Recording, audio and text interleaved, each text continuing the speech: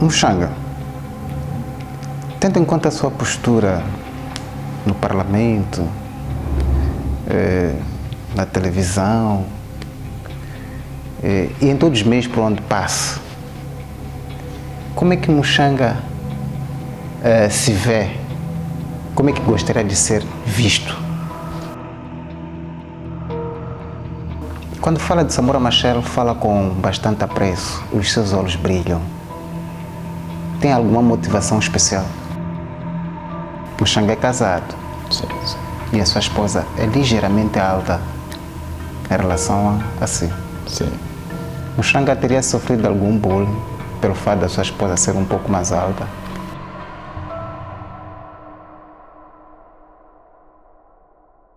Falamos hoje com Antônio Muxanga, o deputado da Assembleia da República pelo Partido Renamo. Hoje vai nos contar um bocado da sua vida, especificamente no que diz respeito aos vários momentos da sua vida.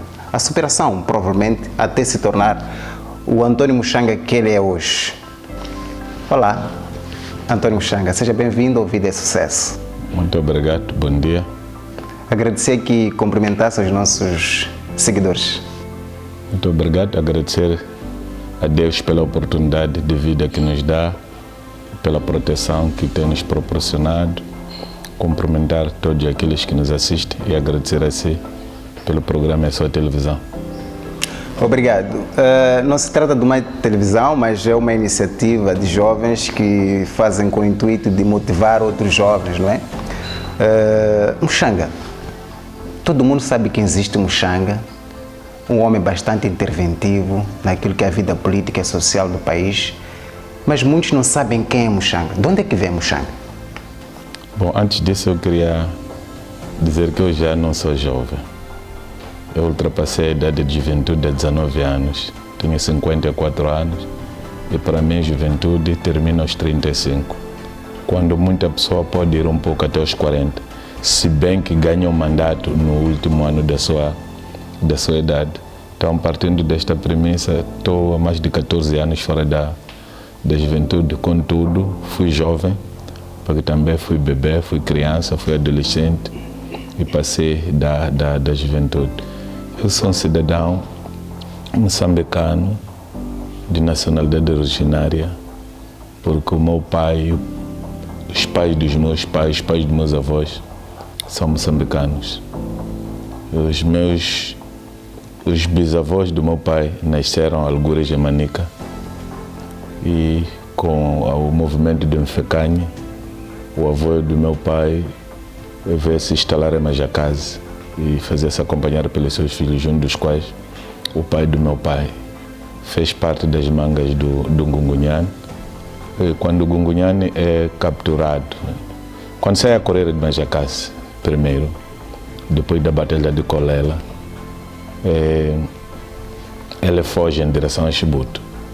Há uma questão muito interessante que muita gente em algum momento nunca percebeu. O Gungunhane nunca viveu ali na vila de Majacase. Ele ia à vila de Majacase, tinha o seu lugar secreto na zona de Mapuacua, depois de Laranjeiras, é de onde ele saía e ia à vila. Por isso que a batalha dá-se em Colela, não se dá na vila de Majacase. Exato. A batalha dá-se no meio, no trajeto do Gungunhane, deveria passar. Okay. Então, há aquele ataque, onde atacam as mangas, as forças que iam à frente, o Gungunhane parte de Mgunguane, abre em direção a Chibuto, vai a Xaimite, acontece o que acontece em Xaimite, acaba capturado. Com Godido.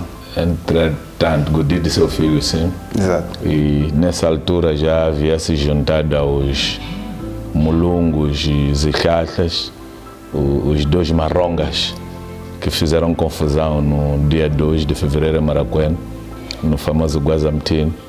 Portanto, eu costumo dizer aos Marongas aqui no Maputo que esta pátria de Rongas nós compramos com o nosso sangue, porque compramos por causa de um Gungunhane que cedeu seu espaço para acolher os Marongas. Exato. E os Marongas, que eram tidos como criminosos pelos portugueses, quando os portugueses disseram entreguem-nos os criminosos e ele negou, usaram isso como pretexto para poderem lhe atacar Depois de atacado, ele, tanto os dois marongas, foram capturados, os filhos e as esposas. E foram deportados para onde foram deportados, conforme a história narra. Okay. E, portanto, os meus bisavós, sobretudo o avô do meu pai, o meu avô, ficam em Majacase. Já não conseguiram sair com Gungunhane de Majacase para mais para frente, ficaram em Majacase e ficaram lá, definitivamente. As campas dos meus avós estão em Majacase, na aldeia chama-se aldeia de Xalala, mas é claramente Machacaomo, numa zona chamada Angoiocoio. Portanto, sou manjacasiano, porque nasci naquela circunscrição. Foi lá onde nasceu o meu pai. O meu avô é que veio, os meus bisavós é que vieram, mas eu concretamente, meu parto foi concebido no Hospital Rural de Majacase. Okay. Mas eu próprio fui concebido em Macuacua. Em Macuacua, numa zona lá onde se explora madeira. Há uma floresta lá, que era explorada pela Serração Álvaro de Castro. É lá onde o meu pai esteve a trabalhar como encarregado de floresta em 1961. Eu nasci em 1967, ele já trabalhava e vivia no tal local. Quando saio daqui e digo vou para casa, não vou à casa do meu avô, mas vou à casa que o meu pai construiu quando estava a trabalhar na Serração Álvaro de Castro. Ok, muito obrigado. Eu estava a ter uma básica aula de história e de alguma forma até acabei ficando emocionado. Agora, Muxanga, estudou lá em Manjacase? Os seus primeiros anos? Fiz de pré à 4ª classe na escola primária de Matumatawalo, a mais ou menos de 2 quilômetros da minha casa. Era uma escola da missão e subordinada à Igreja Católica Romana nos anos antes da independência nacional. É lá onde fiz a minha 4ª classe em 1978. Okay. E depois passei para a escola, na altura chamava-se escola secundária, mas é aquilo que no tempo colonial chamava ciclo preparatório. Aquilo que hoje se confunde com o chamado EP2, onde fui fazer 5ª e 6ª classe na escola secundária de Macholano, também lá no distrito de Majacase.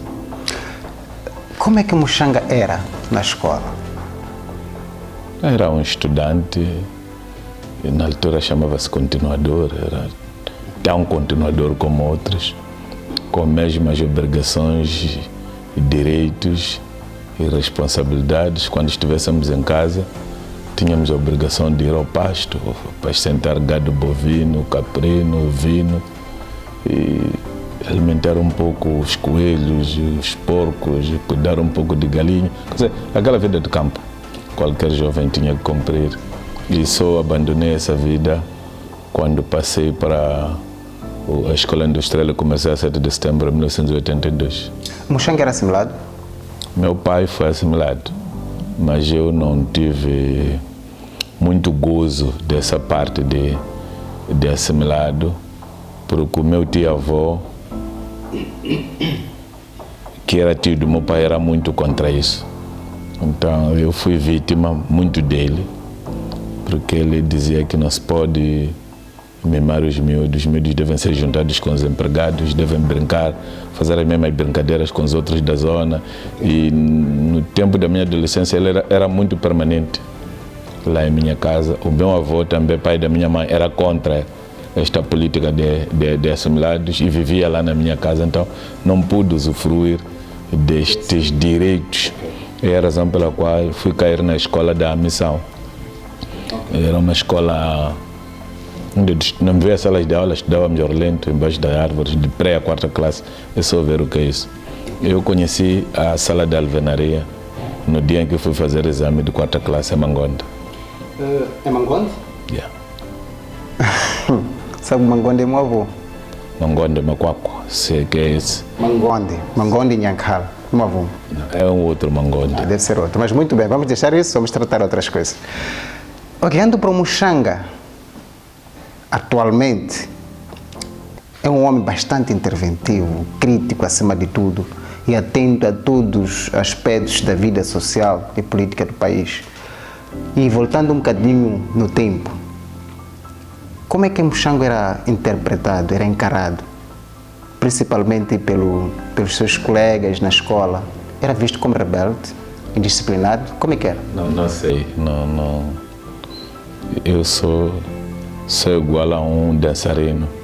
E quando está no palco não pode fazer a sua autoavaliação.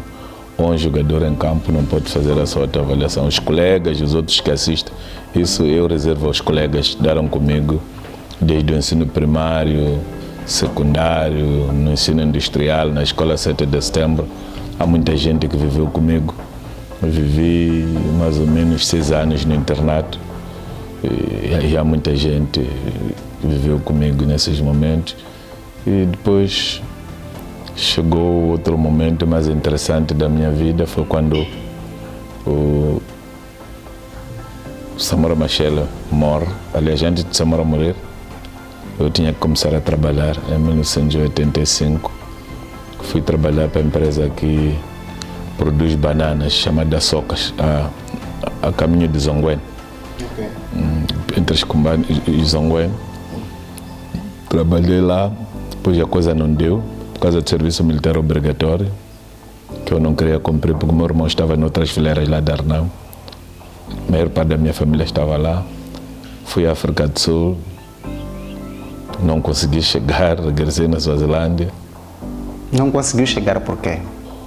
Porque a situação não era muito favorável. Os sul-africanos não davam vista a pessoas de Moçambique para entrarem na África do Sul. Sabe aquele que tinha contrato com a UNL? O que pretendia fazer na África do Sul? Era encontrar uma oportunidade de escapar do serviço militar obrigatório e encontrar uma forma também de começar a dinamizar a minha vida economicamente, porque a empresa onde estávamos a trabalhar, a coisa não estava a dar certo. Aliás, o governo começou a usar as empresas como locais de recrutamento de máquinas de guerra. Ok, tudo bem. Muxanga vem de uma família pobre, digamos, média, rica. Como é que pode caracterizar isso? Bom, minha família não é rica, não é média, mas está entre os pobres e está nessa classe. Os meus pais eram basicamente camponeses. Agora, por sorte que o meu pai teve de trabalhar com brancos, ele foi o primeiro encarregado de floresta negro. Em 1961, é ver o que é isso? De 1961, foi na tal altura que lhe incutiram esta coisa de ser assimilado para falar melhor com os seus patrões. A vida dele era mais ou menos razoável em relação a muitas pessoas da comunidade. Na altura chegou a ter tratores dele, teve viaturas dele, tinha manadas de vários tipos de gado e portanto, mas também não era rico. Não era rico. Ok, então se calhar não faça muito sentido a pergunta que eu ia fazer, mas eu queria perceber quais foram os maiores desafios que teria tido no seu processo de formação. Bom, o maior desafio que eu tive foi que em 1982, na noite do dia 15 para 16 de maio, chegou a Renamo na minha comunidade. E a vida mudou. A vida mudou por quê? Porque a minha comunidade ficou alvo das incursões das Forças Armadas. E eu vivia onde estavam as Forças Armadas. A primeira grande situação que tive foi de ruptura com a minha família real. Não podia ir visitar os meus pais porque estavam na zona do chamado inimigo. Eles também não podiam ver onde eu estava porque eu estava na zona do chamado inimigo do outro lado.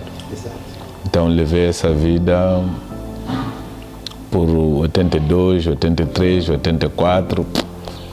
Claramente foi o último momento em que eu me avistei com os meus pais. E recordo ter visto a minha mãe pela última vez e o meu pai em 1983. E de lá para cá nunca mais voltei a lhes ver. Não teve contato nenhum com os seus pais? Desapareceram assim mesmo, nem sei onde foram enterrados. Mas pronto, são coisas. E esta história marcou-me bastante, porque para além da minha mãe, do meu pai, fez desaparecer o meu irmão mais velho, minhas 3 irmãs, meus 2 sobrinhos, 3 madrastas minhas, que eu gostava tanto delas. Meu pai tinha 6 mulheres. Então, claramente, na minha casa contei cerca de 6, 7, 8 pessoas que perderam a vida com esta confusão da guerra. Este foi o primeiro desafio, o primeiro marco.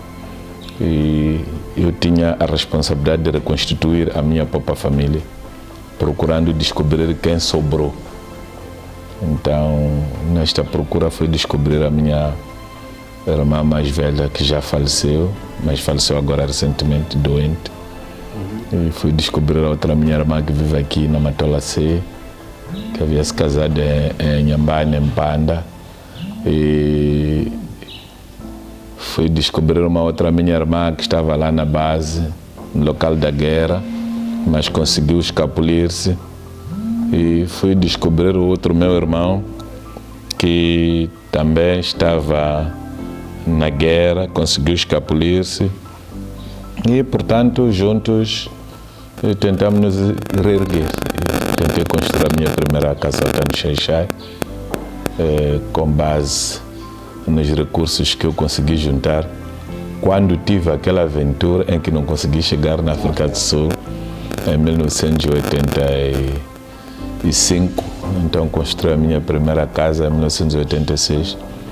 Eu recordo-me que o último dia em que Samora Machel veio a Xai-Xai e depois foi e morreu, não voltou mais. Eu estava a fazer o segundo quarto. Eu comecei por uma casinha de chapas de um quarto de sala. Eu estava a fazer o segundo quarto da minha casa. Eu queria voltar um bocado à situação de desaparecimento dos seus pais. Com quantos anos isso aconteceu? Eu claramente separei-me dos meus pais em 82. Tinha quantos anos? Eu nasci em 67. Então eu estava a fazer 15 anos. Okay. E fiquei sem os meus pais. Esse foi um golpe de mestre para si, para a sua vida? Bom, foi um golpe proporcionado pelo destino. E nunca pensou quem poderia ter feito desaparecer os seus pais? Quem fez desaparecer os meus pais foi a guerra. Foi a guerra. Muito bem, não vamos entrar em detalhes, mas quando fala de Samora Machel, fala com bastante apreço, os seus olhos brilham. Tem alguma motivação especial? Bom, qualquer moçambicano, quando fala de Samora Machel, mesmo angustiado ou não, tem de ter olhos a brilhar por causa daquilo que Samora Machel representou para os moçambicanos. E a forma contundente como fazia o seu discurso e a forma implacável como combatia alguns males que há pouco entrou no nosso país hoje. Isso é motivo de recordar Samora com muito orgulho. Muito bem. E quando é que vem para Maputo? Ok. Eu vim para Maputo em 2004. Em que contexto? No contexto de ser transferido pelo Partido Renamo para deixar de trabalhar em Gaza, onde eu era delegado político provincial, e passar para a província de Maputo para desempenhar funções de assessor da delegação política provincial em representação do presidente da Renamo, Afonso Ilacão. E voltando um bocadinho no tempo, no período da guerra, essa que termina em 92, qual era o papel do Muxanga na Renamo? Bom, o que eu me recordo que foram me dizer na base foi de que eu tinha que continuar na escola a estudar. Okay. E eu era pequenino, não devia me juntar muito à guerra. Eu fui 2 vezes lá, em 82, fui em maio, eu voltei a ir em 83, em abril, Eu quando fui buscar a minha irmã mais velha, fui entregue pelos comandantes. Então foi a última vez em que tive contato direto com a minha mãe, com meu pai, e o resto das pessoas desapareceram da minha família. Depois eu ia crescendo, né? 83, 84, 85, 86, 87, 88. A guerra também ganhava outra dimensão, outra dinâmica. quando chegou o momento de haver condições de colaborar, foi colaborar. Mas claramente foi quando já havia negociações de Roma, quando se aceitou que as pessoas pudessem trabalhar na clandestinidade, mobilizaram um e outro para receberem este novo partido político. E pronto, assim ingressei. Eu fiz um pequeno TPC e vi uma foto em que o Muxanga estava em Roma, ao lado do presidente. Não, a foto não foi tirada em Roma, não foi tirada no clube militar. Parecia estar naquele ambiente, mas tudo bem. Sim, mas aquela foto é histórica porque faz parte dos protocolos de Roma. Há um protocolo que vai ser assinado em Maputo, o protocolo da integração das zonas administradas pela RNAM. A parte que veio criar condições de indicação de administradores da RNAM para algumas zonas. Neste caso, por exemplo, para a província de Maputo, nós tínhamos administrador do posto administrativo de Mapulanguene e o chefe do posto administrativo de Zitundo. Na província de Gaza, tínhamos o chefe do posto de Ndindiza, o administrador de Xigubo, e devemos ter tido de Nkavene, devemos ter tido de Espada, mas depois houve confusões montadas à maneira e que não permitiram. Então, quando se negociou esse protocolo, foi a altura em que eu fui protocolar a cerimônia, mas a coisa foi feita mesmo no clube militar. É só ver que eu estava lá, estava o Raul Domingos ao meu lado, estava o Barbito, estava o Madeira, estava o presidente Guebuza na altura, como chefe do grupo de negociações. E, portanto, a fotografia em si não tem nada a ver com Roma, mas tem a ver com a história de negociações de paz. A primeira vinda do presidente Dhlakama a Maputo, como líder da RNAM, então, e esteve hospedado no Kakwanga, é quando aquela fotografia foi tirada. Muito bem. Muxanga fez curso de História? Eu fiz História Política e Gestão Pública na Universidade Pedagógica em Maputo. É docente de profissão? Não, eu já fui professor de escola dominical na igreja. E fiz Governança e Administração Pública na Universidade do Edmundano, mestrado. Ok. Desculpa. Muxanga, tendo em conta a sua postura no Parlamento, na televisão e em todos os meios por onde passa, como é que Muxanga se vê?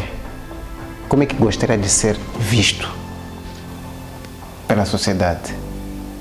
Bom, eu acho que eu gostaria de ser visto pela sociedade como quem dá um contributo valioso para ajudar a sociedade a estar no lugar onde deve estar. Eu gostaria de ser usado pela sociedade, porque sei que há muita gente que não tem voz, mas tem sentimentos. Pessoas que vivem tipo pessoas surdas, mudas. Quer dizer, ele não pode dizer o que sente, por exemplo. Tem um desejo, quer transmitir à rádio. Então, mas ele consegue escrever. Então eu digo, estou disponível para ler aquilo que você escreve. Então o meu papel é ler aquilo que anda na mente das pessoas, no coração do meu povo, e assumir que o sofrimento deste povo é meu sofrimento. Denunciar sempre que for necessário, tentar encontrar soluções sempre que for necessário, de modo que a nossa sociedade seja uma sociedade normal. Estamos a falar com um jovem que vem de Manjacás, aos 15 anos perdeu seu pai e formou-se, fez licenciatura, fez História e há bem pouco tempo candidatou-se como presidente do município. E com essa postura crítica, bastante crítica, sendo o presidente do município, como é que acha que poderia se colocar na sociedade? Continuava bastante crítico, daquela forma fervorosa com a qual tem se apresentado, que todo mundo gosta, na verdade? Tanto faz. Como presidente do município, eu deveria trazer soluções às preocupações do povo, da autarquia onde me candidatei. Agora, como cidadão, continuaria com esta minha postura, porque há uma boa coisa cá em Moçambique. Ninguém é proibido de fazer análises políticas, criticar e fazer sugestões daquilo que acha que poderiam ser as melhores formas de gerir e dirigir o país. Muxanga, posso lhe fazer uma pergunta mais pessoal e íntima? Depende. Muxanga é casado. Sim, sim. E a sua esposa é ligeiramente alta em relação a si. Sim. Muxanga teria sofrido algum bullying pelo fato da sua esposa ser um pouco mais alta? Bom, se é que alguém tentou, nunca senti, porque eu nunca casei com a mulher com essas comparações. É da mulher com que eu me apaixonei. Aliás, é um artista nosso que canta bem, diz: "Vavasati vakuleya, tsamani misitwa swa kumina namuranza. Vavasati vakukoma, tsamani misitwa swa kumina namuranza." Quer dizer, vamakulukani, tsamani nangu não vakuonza. Quer dizer, isso depende do desejo de cada um. Ok, é verdade. Olhando para um passado muito recente, só para terminarmos, Moçambique perdeu uma pessoa bastante influente, que por sinal acredito que teve também uma importância muito grande para Muxanga. Refiro-me ao saudoso presidente Afonso Dhlakama. Como é que são os dias de hoje de Muxanga, tendo em conta que essa figura já não existe? Bom, os dias são penosos, continuam penosos, tendo em conta que os objetivos pelos quais o presidente Dhlakama abandonou a sua juventude e foi se juntar ainda não foram concretizados. Também substituir um homem da dimensão e estatura de Afonso Dhlakama não é coisa fácil, mas o mais importante para nós é percebermos que o presidente Dhlakama não voltará. Nós já queremos onde ele está. O mesmo problema que tivemos quando o presidente Samora perdeu a vida. Também ouvi quando o Mondlane perdeu a vida, houve desequilíbrios. O Samora Machel perdeu a vida, houve esses vivi. Esses do tempo do presidente Sano. Até recordo-me que algumas pessoas já da Popa Frelimo chegaram a chamar a ele de Mariazinha, Maria Saia. Não tinha capacidade para fazer nada, sei lá, e mais tarde mudaram. Então, acho que o próprio processo, a dinâmica das coisas vai nos ajudar a habituar-nos que o ambiente é outro e vamos conseguir superar. Mas até aqui a situação ainda está difícil. Não só para mim, mas para todas as pessoas, incluindo para o próprio presidente Yusuf Mahamat. Ok. Para terminar, Muxanga, gostaria de dizer alguma coisa aos jovens que nos assistem ou a todos que nos assistem nesse momento? Bom, o que eu gostaria de dizer era pedir a todos os moçambicanos para que se habituem a lutarem, cada um por si, e juntos poderemos lutar pelo país. Eu tenho recebido muitas denúncias de pessoas, até a pessoa pede anonimato de coisa que não é nada. Nós queríamos pedir o vosso apoio. O que é que é? Somos funcionários de saúde que estamos a ser discriminados no dinheiro da Covid. Basta eu dizer que as pessoas da saúde estão a ser discriminadas com Covid. Vai-se saber que você é que está preocupado com isso. Somos professores que nós estamos a receber nosso dinheiro de horas extras. As pessoas devem se habituar a dar cara, porque receber subsídio de risco é um direito. Receber subsídio de horas extras é direito. Então a pessoa não precisa de andar escondido para reivindicar aquilo que faz parte dos seus direitos. Nós estamos a ter muita gente que é cobarde. E com cobardia nós não chegamos longe. Nós temos estes problemas, por exemplo, da confusão dos números de gás. Quem fez aqueles números são pessoas que nós conhecemos. Até alguém que saudou os números, que dizia que não, é porque Gaza recebeu mais do que qualquer canto deste país. Hoje já foi corrido da CNE. Preciso de me encontrar com ele para dizer o que é que te valeu andar a inflacionar números. Para dizer que não é escovando até ultrapassar a medida que nós poderemos chegar onde pensamos que podemos chegar. Porque em algum momento a escova, quando é de aço, até rasga sapato e pode ferir o dono de sapato. A conversa de hoje termina por aqui. Conversamos hoje com um homem muito influente, o Muxanga. Espero que tenha gostado, partilhe, goste e subscreva-se ao canal. Tchau, tchau.